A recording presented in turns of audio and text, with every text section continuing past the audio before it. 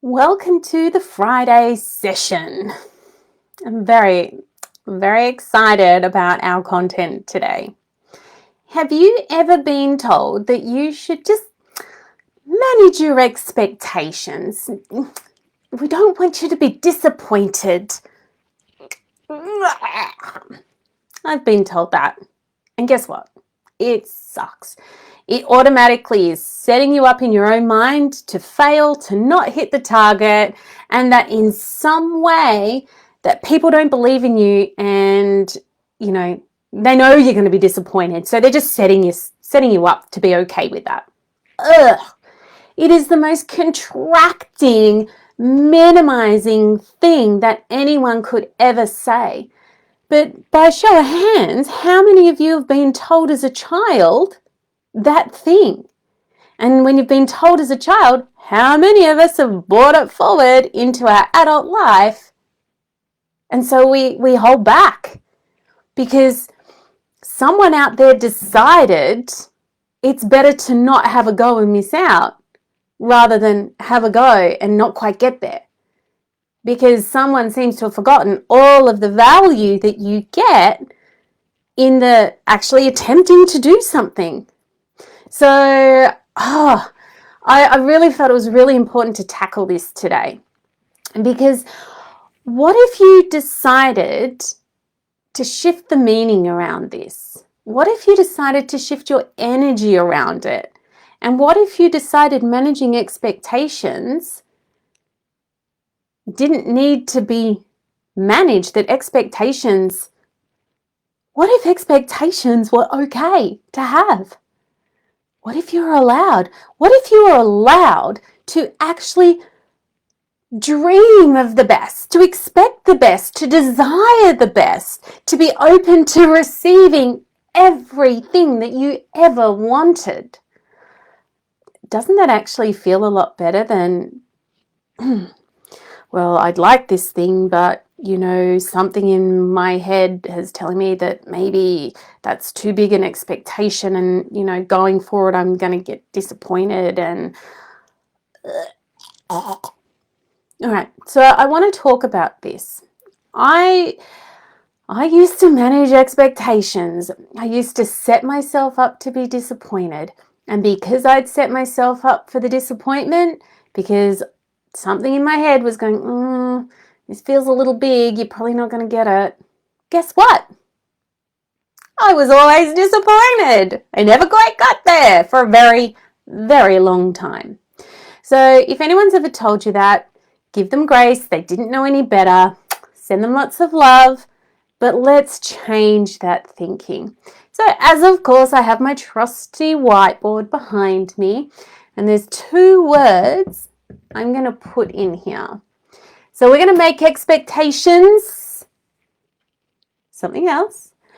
And we're going to make disappointment something else. And so while I fill this in, why don't you write in the comments what you think I might be putting in? And you probably might even come up with something better. Anyway, I'm expecting you to just go for it, right? Because we can't stuff it up. You stuff it up when you don't have a go. But anyway, let me fill this in for you.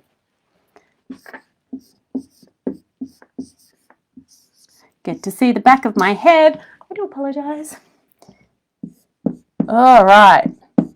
We're going to kick this out the window. All right. And me writing with my back to you is something that I normally wouldn't do, but I want it to be a surprise. Cover up the board.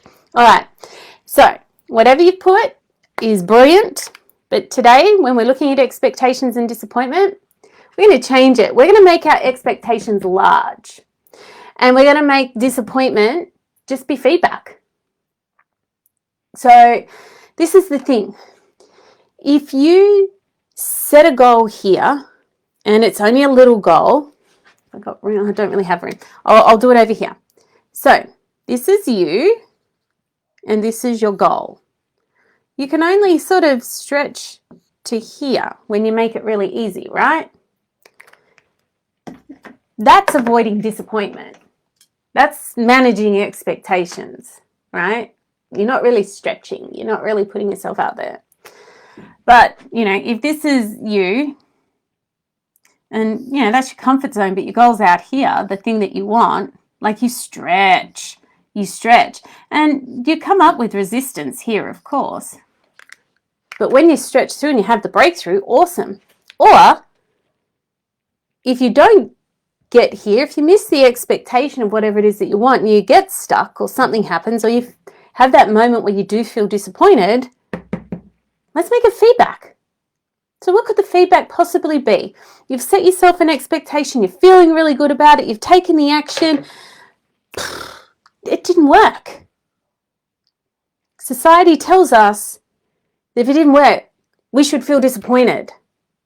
And we probably in that disappointment go into blame, shame, guilt, judgment.